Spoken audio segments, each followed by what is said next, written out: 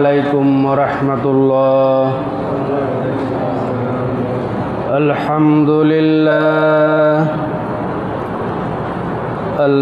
لله كفى وسلام على عباده الذين اصطفى. أعوذ بالله من الشيطان الرجيم. بسم الله الرحمن الرحيم. الله يصطفي من الملائكة رسلا ومن الناس إن الله سميع بصير.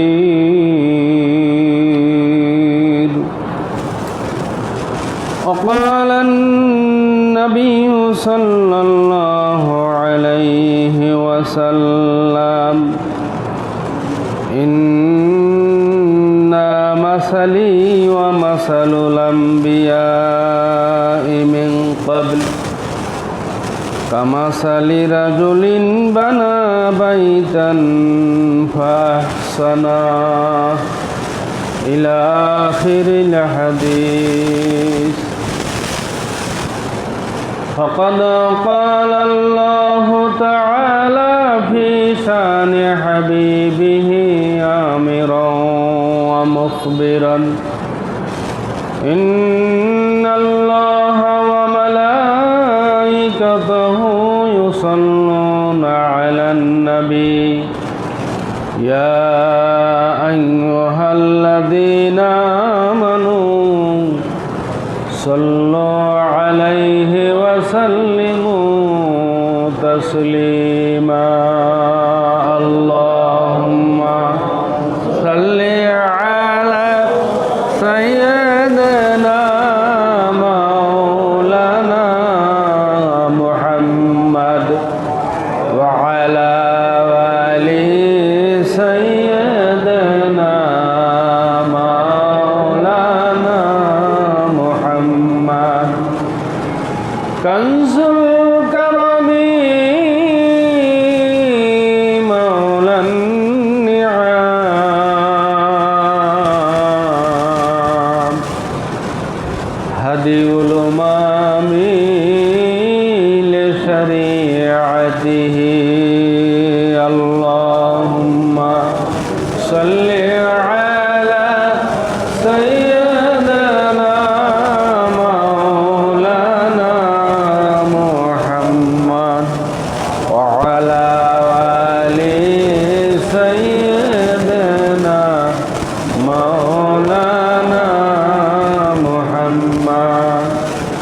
قبر بيت كل الناس داخلون موت كأس كل الناس شاربون. اللهم صل على سيدنا مولانا محمد وعلى آل سيدنا مولانا محمد. মুআজ্জাজ হাজরিন, উপস্থিত ওলামায়ে দ্বীন, তুলাবে নিজাম, মাত্র মৌলভীপাড়া জামে মসজিদে আগত বিভিন্ন বয়সের মুসল্লিয়ানে কেরাম, শুরুতে আমরা মহান রব্বুল আলামিনের দরবারে শুকরিয়া আদায় করি, যিনি আমাদেরকে তার হুকুমের সালাতুল জুমা আদায়ের জন্য মসজিদে আসার তৌফিক দিয়েছেন। আমরা মুহাব্বতের সাথে উচ্চারণ করি আলহামদুলিল্লাহ। রব্বানা লাকাল হামদ হামদান কাসীরান তাইয়্যিবান মুবারাকান ফি। দরুদ ও সালাম আখির নবী, প্যারে নবী জনাব মুহাম্মদ রাসূলুল্লাহ সাল্লাল্লাহু আলাইহি ওয়াসাল্লামের উপর। সম্মানিত হাজরিন, আমি সূরা আল হজের 75 নম্বর আয়াতখানি আপনাদের সামনে তেলাওয়াত করেছি। আজকে 10ই জুলাই 2026 ইংরেজি, 26শে আষাঢ় 1433 বাংলা এবং 24শে মহরম 1448 আমি যে আয়াতখানি এবং হাদিসে রাসূল তেলাওয়াত করেছি এটার বিষয়বস্তু হচ্ছে ঈমান বির রিসালাত। আমরা রাসূল গুণের উপরে বিশ্বাস কেন রাখব, নবী এবং রাসূলের প্রেরণের কি প্রয়োজনীয়তা ছিল, এটার উপরে আমরা একটু আলোচনা শুনব।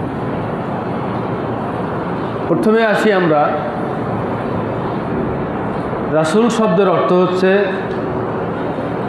প্রেরিত, দূত, বার্তাবাহক। যিনি একজনের সংবাদ আরেকজনের কাছে পৌঁছে দেন। এই যে পৌঁছানোর দায়িত্ব যিনি পালন করেন, আপনারা মনে হয় আর একটা শব্দ জানেন, কাসেদ বলা হয় বোধহয় তাদেরকে।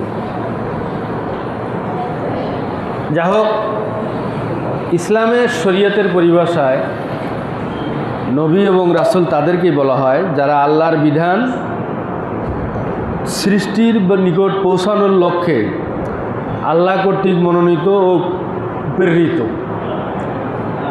অর্থাৎ যে সমস্ত মানুষদের মধ্য থেকে যে মানুষগুলোকে আল্লাহ পাক বাছাই করেছেন যে আল্লাহর বাণী কি করবেন, তার উম্মতের কাছে বা সৃষ্টির কাছে, মানুষের কাছে পৌঁছে দিবেন, জগৎবাসীর কাছে যারা পৌঁছে দিবেন, এই পৌঁছে দেওয়ার যে যোগসূত্র যারা পালন করেছেন, যাদের মাধ্যমে এই কাজটা সম্পাদিত হয়েছে, তাদেরকে নবী রাসূল বলা হয়, রাসূল বলা হয়। আল্লাহ পাক বলছেন যে আমি দুই রকম নবী রাসূল মানে রাসূল পাঠিয়েছি পৃথিবীতে। আল্লাহু ইয়াস্তফি মিনাল মালাইকাতে, আমি ফেরেশতাদের মধ্য থেকে কিছু কি পাঠিয়েছি, রাসূল পাঠিয়েছি, ওয়ামিনান নাস, এবং মানুষদের কাছ থেকে। এই যে ফেরেশতাদেরকে আমি রাসূল হিসাবে পাঠিয়েছি, এই রাসূলের মানে হলো পিয়ন। আল্লাহর পক্ষ থেকে কোরআন নিয়ে নবীর কাছে পৌঁছে দেওয়ার দায়িত্ব, পিয়নের দায়িত্ব, কাসেদের দায়িত্ব যে পালন করেছেন, এই সমস্ত ফেরেশতাদেরকেও আল্লাহ কি বলছেন, রসুল হিসাবে উল্লেখ করেছেন। অর্থাৎ এই রাসূলের অর্থ হচ্ছে কি, বার্তাবাহক। ফেরেশতাদের রাসূল, যেখানে রাসূল বলা হয়েছে সেটার অর্থ হচ্ছে কি, বার্তাবাহক। যেমন জিবরাইল আলাইহিস সালাম, তিনি নবীদের কাছে কি আসছেন, আল্লাহর কাছ থেকে ওহী নিয়ে আসছেন, সংবাদ পৌঁছিয়ে দিচ্ছেন না যে হে নবী, আল্লাহ আপনাকে এই আদেশ দিয়েছেন বা এই বাণী আপনার কাছে আল্লাহ পাক দিয়েছে। এরপর আল্লাহ পাক বলছেন যে আমি রাসূল পাঠিয়েছি ওয়ামিনান নাস, মানুষদের মধ্য থেকে। মানুষদের মধ্য থেকে আল্লাহ পাক, এটা কোনো মানুষের নিজের কোনো ইবাদত বন্দেগী দিয়ে নবী হয়েছে এরকম নাই। কোনো মানুষ ভালো কাজ দিয়ে নবী হয়েছে তা না, কোনো মানুষ দান খয়রাত করে নবী হয়েছে এরকম নাই। মানে এটা আল্লাহ পাক বলছেন যে ইয়াস্তফি, ইয়াস্তাফা, আস্তফা, বা আমি মনোনীত করেছি, মানে আমি সিলেকশন করেছি।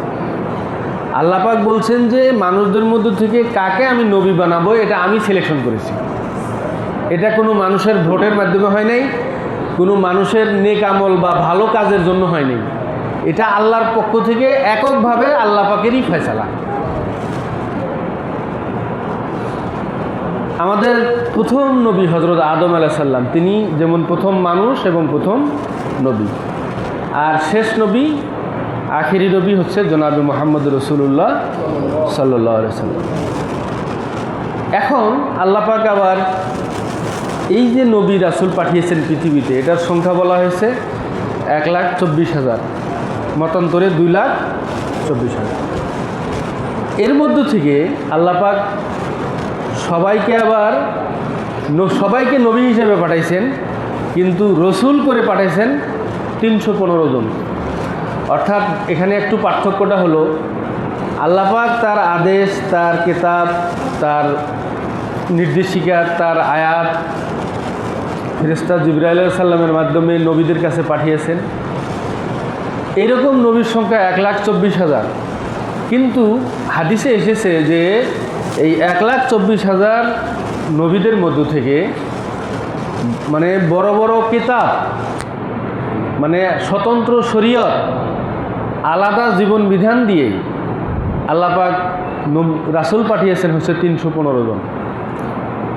কথাটা একটু পরিষ্কার করে বলি, যেমন হযরত আদম আলাইহিস সালামের উপরে আল্লাহ পাক বড় কিতাব নাজিল করেন নাই, একটা সহিফা নাজিল করছেন, ছোট কিতাব। আবার দেখা গেছে যে অন্য কোনো শীষ নবী, ইলিয়াস নবী বা এই ধরনের অন্যান্য যে সমস্ত নবী আছেন, জিলকিফিল, তাদের উপরে আল্লাহ পাক কী করেছেন, ছোট ছোট সহিফা নাজিল করেছেন, তাদেরকে বলা হয় নবী। আর হযরত মুহাম্মদ সাল্লাল্লাহু আলাইহি ওয়াসাল্লামের উপর কোরআন নাজিল করেছেন, মুসা আলাইহিস সালামের উপর তাওরাত নাজিল করেছেন, হযরতে দাউদ আলাইহিস সালামের উপর জাবুর নাজিল করেছেন, হযরত ঈসা আলাইহিস সালামের উপরে ইনজিল নাজিল করেছেন। এরা হচ্ছেন রাসূল। রাসূলরাও কিন্তু নবী, রাসূলরাও নবী, কিন্তু নবীরা কি নন, রাসূল নন। পার্থক্যটা হলো কি, যে নবীগণ হলেন এরকম, যেমন হযরতে দাউদ আলাইহিস সালামের উপরে জাবুর নাজিল করেছেন। দাউদ আলাইহিস সালাম দুনিয়া থেকে বিদায় হওয়ার পরে সুলাইমান আলাইহিস সালাম নবুয়তের দায়িত্ব পালন করছেন, কিন্তু সুলাইমান আলাইহিস সালাম কি নন, রাসূল নন। কেন? যে তিনি দাউদ আলাইহিস সালামের উপরে যে জাবুর নাজিল হয়েছিল, ওই জাবুরের বিধানটাকে শুধুমাত্র কি করেছেন, বাস্তবায়ন করেছেন। অর্থাৎ যে সকল নবীরা আগের নবীর কিতাবকে জমিনে কি করেছেন, মানুষদের কাছে দাওয়াতি কাজে প্রসার করেছেন, তারা হচ্ছেন নবী। আর যাদের উপরে পুরা কিতাব নাজিল হয়েছে তারা হচ্ছেন কি, রাসূল। রাসূল যেমন দাউদ আলাইহিস সালামের উপরে যখন জাবুর নাজিল হয়, তখন তার উপরে হুকুম হলো আগের যত প্রকার বিধিবিধান ছিল এগুলা স্থগিত, এখন জাবুরে যা আছে সেটা তুমি পালন করবে। আমাদের নবী মুহাম্মদ রাসূলুল্লাহ সাল্লাল্লাহু আলাইহি ওয়াসাল্লামের উপরে যখন কোরআন নাজিল হয়েছে, তখন নবীজির উপরে নির্দেশ হলো এই কোরআনের আগে জাবুর, তাওরাত, ইনজিল যা নাজিল হয়েছিল সকল বিধান স্থগিত, এখন শুধুমাত্র কোরআনের বিধান এই জমিনে চলবে, মানুষের কাছে এটার দাওয়াত দিতে হবে। তো এই ধরনের পূর্ণাঙ্গ শরিয়াত, পূর্ণাঙ্গ জীবন নির্দেশিকা সহ যখন কোনো কিতাব কোনো নবীর উপরে নাজিল হয়, তখন ওই নবীকে বলা হয় রাসূল। আবার যেহেতু আল্লাহর পক্ষ থেকে কিতাব পেয়েছেন রাসূলরাও, নবীরাও যেহেতু অন্য নবীদের রাসূলদের কিতাবগুলোকে জমিনে দাওয়াতি কাজে প্রসারের কাজে সহযোগিতা করেছেন, এই জন্য সব রাসূলরাই নবী, কিন্তু সব নবীরা কি নন, রাসূল নন। তাহলে এই ধরনের রাসূল দুনিয়ায় এসেছিলেন। আমরা জানি যে 4 জন নবীর উপরে আমরা 4টা কিতাবের কথা জানি, কিন্তু হাদিসে এসেছে যে এইরকম বড় বড় কিতাবওয়ালা নবী এই পৃথিবীতে এসেছিলেন 315 জন, তারা রাসূল ছিলেন। সম্মানিত ভাইয়েরা, এই জটিল আলোচনায় আমরা যাই না। আমরা এখন জানতে চাই বা আমরা জানার চেষ্টা করব, রাসূল কেন আল্লাহ পৃথিবীতে পাঠালেন। রাসূল পাঠানোর উদ্দেশ্যটা হচ্ছে, আল্লাহ রাব্বুল আলামিন যে হুকুমটা বান্দার উপরে দিয়েছেন যে তোমরা রোজা রাখবে, এই যে রোজাটা রাখবে, কিভাবে রাখবে, এটা নবী রাসূলরা কী করেছেন, সব শেষ রাত্রে সেহরি খেয়ে সারাদিন না খেয়ে সন্ধ্যায় ইফতার করে উম্মতদেরকে কী করেছেন, দেখিয়ে দিয়েছেন। অর্থাৎ নবী রাসূলগণ হলেন কি, আল্লাহর হুকুমকে বাস্তবায়ন করার প্র্যাকটিক্যালভাবে উপস্থাপন করার জন্য তারা হলেন সেই ধরনের কি দায়িত্বপ্রাপ্ত। আল্লাহ বলছেন আকিমুস সালাত, তোমরা নামাজ কায়েম করো। এখন আল্লাহ তো আর কোনো বান্দাকে এক এক করে বলে দিবে না যে তুমি এরকম করে রুকু করো, এরকম করে সিজদা করো, এরকম করে তেলাওয়াত করো। এই জন্য আল্লাহ পাক কী করছেন, মাধ্যম নাজিল করেছেন যে নবী পাঠাইলাম, এই নবী কী করবে, এখন তোমাদেরকে দেখিয়ে দিবে নামাজ কীভাবে পড়তে হবে, নবী দেখিয়ে দিবে কীভাবে হজ করতে হবে, নবী দেখিয়ে দিবে কীভাবে বাজারঘাট করতে হবে, নবী দেখিয়ে দিবে কীভাবে ব্যবসা বাণিজ্য করতে হবে, নবী দেখিয়ে দিবে কীভাবে চাষাবাদ করতে হবে, নবী দেখিয়ে দিবে কীভাবে বিবাহ শাদী আত্মীয়তার সম্পর্ক কীভাবে রক্ষা হবে বা রক্ষা করতে হবে। এই যে প্র্যাকটিক্যাল কাজগুলো, আল্লাহর হুকুমগুলোকে প্র্যাকটিক্যালি মানুষের কাছে পৌঁছে দেওয়ার জন্য আল্লাহ পাক কী করেছেন, নবী এবং রাসূল পৃথিবীতে পাঠিয়েছেন।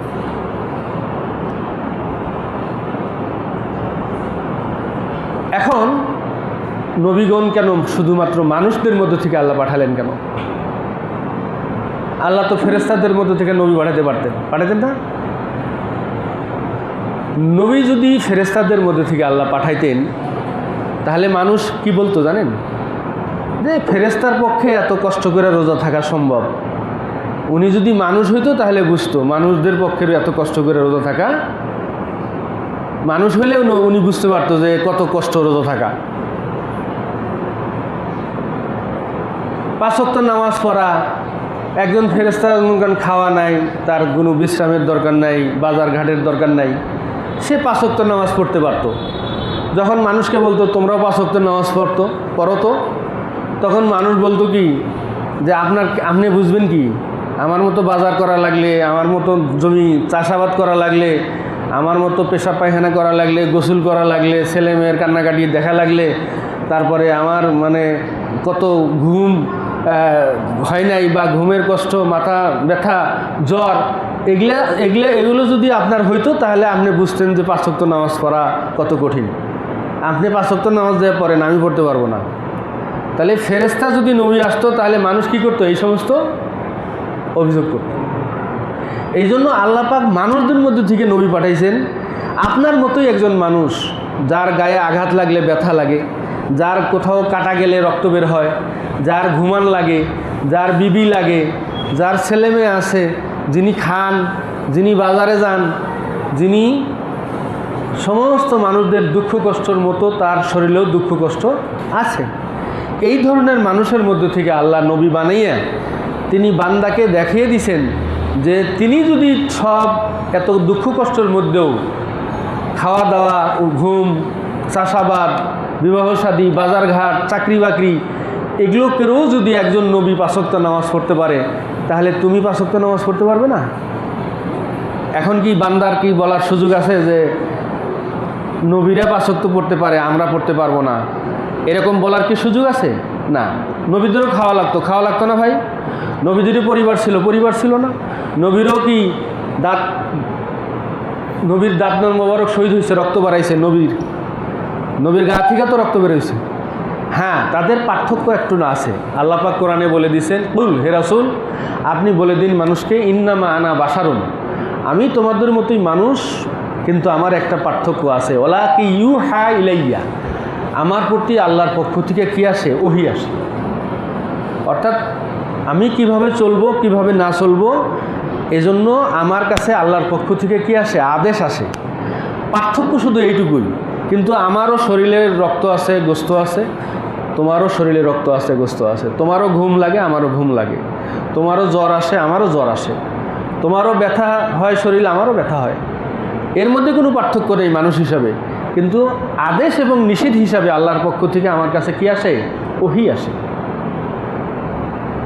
এই জন্য মানুষ হলো সাধারণ মানুষ, নবীগণ হলেন অসাধারণ মানুষ, বিশেষ মানুষ। তারা কাফেরেরা অভিযোগ করতো, মা লিহাযার রাজুল ইয়াকুলুত তাআম ওয়া ইয়ামশি ফিল আসওয়াক, কয় ইনি আবার কিভাবে নবী হয়? ইনি খানা দানাও খায়, বাজারেও যায়, মানুষের মধ্যে চলাফেরা করে, এটা নবী হলো নাকি? এই জন্য কাফিরদের বা অমুসলিমদের অভিযোগের কিন্তু শেষ নাই। ওই যে একটু আগে বললাম না, যে মানুষদের মধ্যে নবী পাঠাইছে, এটাও দোষ। কয় যে ইনি বাজারে যায়, উনি খাওয়া দাওয়া করে, উনি বিবি বাচ্চা আছে, ওনার ছেলে মেয়ে হয়, উনি আবার কীভাবে নবী হয়? এটা যেমন একটা অভিযোগ।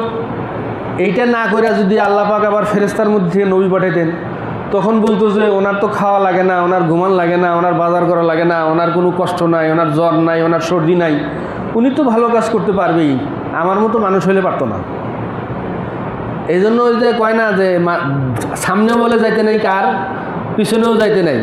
এই জন্য আল্লাহ পাক খুব ভালো জানেন যে মানুষের মধ্য থেকে মানুষকেই নবী হিসাবে পাঠাতে হবে, মানুষকেই নবী হিসাবে পাঠাতে হবে। এবং সেই কাজই আল্লাহ পাক করেছেন। আল্লাহ রাসূল সাল্লাল্লাহু আলাইহি ওয়াসাল্লাম বলছেন, কুল ইয়া আইয়ুহান নাসু ইন্নী রাসূলুল্লাহি ইলাইকুম জামিয়া, হে রাসূল আপনি বলে দিন মানুষকে, হে মানব মণ্ডলী, আমি আল্লাহর পক্ষ থেকে আমি তোমাদের সবার জন্য নবী, আমি সবার জন্য রাসূল, শুধু মুসলমানদের জন্য না, আমি সবার জন্য রাসূল। সবাইকে আমি দ্বীনের দাওয়াত দেব, সবাইকে আমি কোরআনের বাণী পৌঁছে দিব, সবাইকে আখিরাতের কথা বলবো, সবাইকে আমি ভালো মন্দর কথা বলবো। যে মানবে সে পুরস্কার পাবে, যে মানবে না সে তিরস্কৃত হবে। নবীগণের ব্যাপারে আমাদের বিশ্বাস হচ্ছে কি, নবীগণ মাসুম, নবীগণ মাসুম অর্থাৎ নিষ্পাপ। নবীরা সমস্ত প্রকার গুনাহ থেকে কি মুক্ত। আর নবীগণ কি তারা মানুষ, তাদেরকে খোদার পুত্র খোদার স্ত্রী এগুলা বললে আবার হবে না। ইহুদি নাসারা যেমন বলে ঈসা আলাইহিস সালাম আল্লাহর পুত্র, নাউজুবিল্লাহ। উজায়ের আল্লাহর পুত্র, এটাই ইয়ারা বলে, খ্রিস্টানরা বলে, ইহুদিরা বলে। আমরা বলি কি নবীগণ হচ্ছেন কি আল্লাহর বান্দা, মানুষ। এই যে অনেক পীর মাশায়েখরা আবার একটু বিতর্ক করে যে নবীগণ নূরের তৈরি না মাটির তৈরি, যদিও এটা বিতর্কের কোনো সাবজেক্ট না। নবীগণ মাটির তৈরি, ইন্নামা আনা বাশারুন। আল্লাহ যেখানে বলছেন যে নবীরা হচ্ছেন বাশার বলা হয়। আদম আলাইহিস সালামের নাম কি আবুল বাশার না, মানে সমস্ত মানুষদের কি পিতা। তা আদম আলাইহিস সালাম মাটি দিয়ে তৈরি, তে নবীগণ কিসের তৈরি? নবীগণ মাটির তৈরি। নূর যেটা আছে এটা হলো আল্লাহর রূহ, আদেশ, সেটা সব মানুষের মধ্যে আছে। আর আপনার আমার তো এটার দায়িত্ব দেওয়া হয় নাই যে আপনি সারাদিন এটা নিয়ে বিতর্ক করেন আর মানুষের মধ্যে গ্রুপিং করেন যে আসো আমরা নবী নূরের তৈরি, আমরা এক দল, আর এক দল আসো যে আমরা নবী মাটির তৈরি, আমরা আর এক দল। আপনাকে কি এই ভাগাভাগি করার জন্য দুনিয়া পাঠানো হয়েছে? কবরে যাওয়ার পর কি আপনাকে জিজ্ঞাসা করা হবে যে আপনি নবী নূরের তৈরি না মাটির তৈরি, কোনটা তুমি বলছিলে বলো? এরকম কোনো প্রশ্ন আছে? নবীগণ আল্লাহর বান্দা, নিষ্পাপ, এটা আমাদের বিশ্বাস রাখলেই হবে। নবীগণ আল্লাহর বাণী হুবহু পৌঁছে দিয়েছেন, তারা কোনো প্রকার কি করেন নাই, কম বা কোনোটা গোপন করেন নাই। নবীর সিলসিলা শুরু হয়েছিল হজরত আদম আলাইহিস সালাম থেকে, আর শেষ হয়েছে হজরত মুহাম্মদ রাসূলুল্লাহ সাল্লাল্লাহু আলাইহি সাল্লাম। শেষ নবীজি সাল্লাল্লাহু আলাইহি সাল্লাম খাতামুন নবীন, শেষ নবী। এটা যদি কেউ বিশ্বাস না করে তাহলে কিন্তু সে কি না, সে মুসলমান না। আল্লাহ নবী সাল্লাল্লাহু আলাইহি সাল্লাম বলছেন যে সায়াকুনু ফি উম্মতি কাজ্জাবুনা সালাসুন, আমি দুনিয়া থেকে চলে যাওয়ার পরে পৃথিবীতে 30 জন মানুষ নবী দাবি করবে, তারা নিজেদেরকে নবী মনে করবে। আল্লাহ নবী বলছেন আনা খাতামুন নাবিয়িন লা নাবিয়্যুন বা'দি, আমি হলাম শেষ নবী, আমার পরে আর কোনো নবী পৃথিবীতে আসবে না। এই যে পাকিস্তানে একজন লোক কিছুদিন আগেই গোলাম মোহাম্মদ কাদিয়ানি, উনি কী করছেন, নবী দাবি করছিলেন। ওনার কিছু অনুসারী আমাদের বাংলাদেশেও আছে, এই পঞ্চগড়ের এদিকে আছে, আর ওই যে আমি চট্টগ্রামে দেখছিলাম এই চকবাজারের ওদিকে আছে, এদিকে মনে হয় বক্সিবাজারের দিকেও ঢাকা আছে। এদেরকে এরা নিজেদেরকে কী বলে, আহমদি মুসলিম, আহমদি জামাত আর কি। ওদের মসজিদও আছে আলাদা, ইত্যাদি ইত্যাদি। যাই হোক, এরা মুসলমান না। গোলাম আহমদ কাদিয়ানিকে যারা নবী মনে করে তারা কিনা মুসলমান না। এটা গোটা দুনিয়ার সমস্ত উলামায়ে কেরাম এটার উপরে ফতোয়া, এবং অনেক দেশে রাষ্ট্রীয়ভাবে কাদিয়ানিদেরকে অমুসলিম ঘোষণা করা হয়েছে। বাংলাদেশে এটা করে নাই, এটার জন্য সংসদে দাবি উত্থাপন করা হয়েছে। যা হোক, কাদিয়ানিরা কিনা মুসলিম না। কোনো আমাদের নবীজি শেষ নবী, তারপরে আর কোনো নবী পৃথিবীতে আসবেন না। নবীগণের পরকালীন জীবনের একটা বৈশিষ্ট্য হাদিসের মধ্যে বলে আসছে যে আল আম্বিয়া ও আহিয়াউন ফি কুবুরিহিম, নবীগণ কবরে জীবিত। অন্যান্য মানুষদের মতো আবার আল্লাহ পাক নবীদেরকে তো একটু স্পেশাল করেছেন, নবীরা কবরে কি থাকবে, জীবিত থাকবে। অহম ইউসাল্লুন, সেখানে তারা আল্লাহর তাসবিহ তাহলিল করবে, নামাজ পড়বে, আল্লাহর জন্য জিকির আজগার করবে বা আল্লাহর জন্য নামাজ আদায় করবে তারা। হাদিসে আরও এসেছে ইন্নাল্লাহ হারামা আলাল আরদে আইয়াকুলা আসরাদুল আম্বিয়া, আল্লাহ পাক মাটির জন্য হারাম করে দিয়েছেন যে কোনো নবীর লাশ মাটি কী করবে না, ভক্ষণ করবে না। যত নবী রাসূল পৃথিবী থেকে দুনিয়া থেকে চলে গেছেন কবরে, সমস্ত নবীদের লাশ কি আছে, অক্ষত আছে। যে যেখানে আছে সেখানে তার লাশ কি আছে, মাটি তার লাশকে স্পর্শ করবে না, ছুঁয়ে দেখবে না। আল্লাহ পাক এটা হারাম করে দিয়েছেন মাটির জন্য। মানুষ হয়তো মাথার কথা শোনে না, মাটি কথা শোনে না। আল্লাহ পাক হারাম করছেন কোনো নবীর কি করবে না, মাটি কোনো নবীর শরীর স্পর্শ করবে না। এটা আমাদের ইমান আছে তো, যে ঠিক আছে নাকি না? কোনো মাটি কি নবীর শরীর স্পর্শ করছে? না, কোনো দিনও না। এবং তারা কী করতেছেন, তাদের হালাতে কিভাবে নামাজ আদায় করতেছেন তারা জানেন।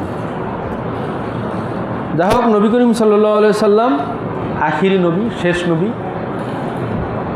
তিনি কিয়ামত পর্যন্ত আমাদের সকল মানবতার সকল মানুষের জন্য নবী, এই বিশ্বাস আমাদেরকে রাখতে হবে। তাহলে আমরা পরকালীন জীবনে নবীর উপরে নবীর উম্মত হিসাবে আমরা পরিচয় দিতে পারব। আমাদের করণীয়টা কি? আমাদের করণীয় হলো বিশ্বাস রাখতে হবে যে আল্লাহ পাক 1 লাখ অথবা 2,24,000 নবী রাসূল পৃথিবীতে পাঠিয়েছিলেন। সমস্ত নবীদের কিতাব এখন স্থগিত, এখন একমাত্র কোরআন এই পৃথিবীতে চালু থাকবে। আর আমাদের নবী জনাবে মোহাম্মদ রাসূলুল্লাহ সাল্লাম, তিনি হলেন শেষ নবী। আর কিয়ামত পর্যন্ত কোনো নবী আসবেন না, এটা হলো আমাদের বিশ্বাস। নবীগণ মাসুম, নিষ্পাপ, নবীগণ কোনো প্রকার গুনাহের কাজে জড়িত নন।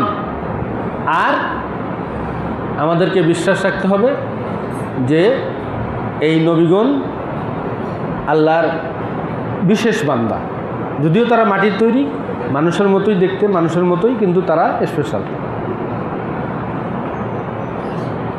আল্লাহ রাব্বুল আলামিন নবী রাসূলদের উপরে আমাদেরকে বিশ্বাস রাখার, আখিরি নবীর উপরে ঈমান রাখার তৌফিক দান করুন। এবং নবীদের উপরে আমরা বেশি বেশি দরুদ পড়ব। কেমন?